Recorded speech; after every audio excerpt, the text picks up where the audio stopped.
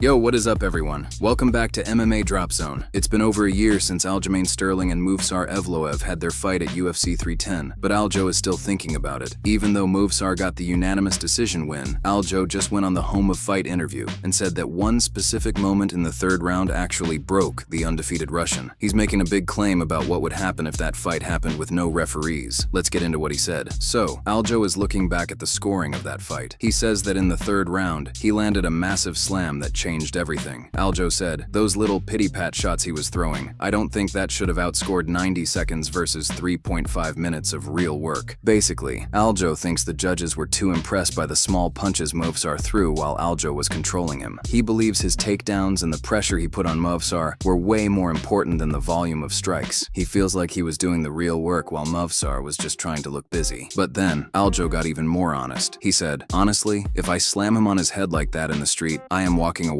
And before the cops get to the scene, I am gone." In that third round, I felt like I broke him. When I took him down, I slammed him on his head, and then I slammed him again.